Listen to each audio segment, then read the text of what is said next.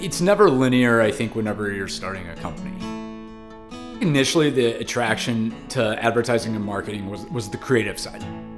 How a user is interacting with that piece of art, I'll call it, to then tell a message. That always was really interesting to me. I love building something, being able to shape things. One of my strong suits has been tenacity. Joe and I started this business in 2006. We were basically straight out of school. And I think we both had that sense that we would rather bet on ourselves than bet on someone else. My interests were always in writing, at least early on in my career. But a huge part of it now is creating a place where people can work and have a career and start a career and learn and develop. It's helping shape the lives of some of our employees. And I say helping because here, I think any of our team will tell you that I don't tell people what to do here. I try to create an environment where they can figure it out on their own and where they can kind of find their own path. Because I believe that if you have happy employees, you have a much better chance of having happy clients. My biggest growth has been my willingness to get involved now in whatever capacity. Work, nonprofit. I'm involved in Big Brother, Big Sisters. I'm a big brother. It's been one of the coolest experiences of my life. My little brother Jabari has become truly family.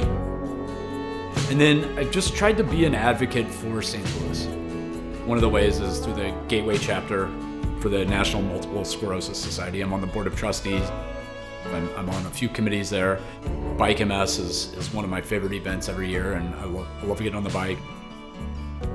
In 2016, January 15th, I can remember the day as clear as can be, I was diagnosed with multiple sclerosis. It was the lowest point of my life. That first year I was lost, if I'm being honest. There were days where I just Google for hours and read more about MS and how scary it was and all these things.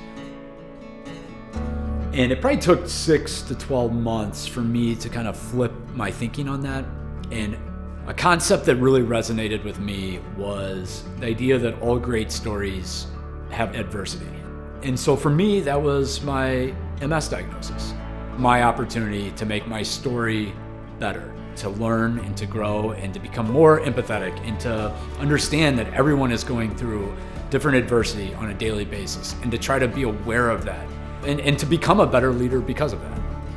My prognosis is very positive, but there's always that possibility that something doesn't go as planned. And to handle curveballs, you have to be surrounded by the right people.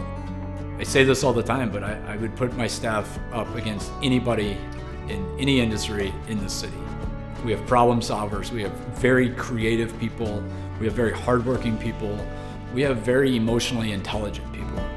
I've always said, I want to hire the type of people that ask the mail person on a hot day if they want a glass of water. And now on a hot day, I hear my employees asking, hey, can I get you a glass of water?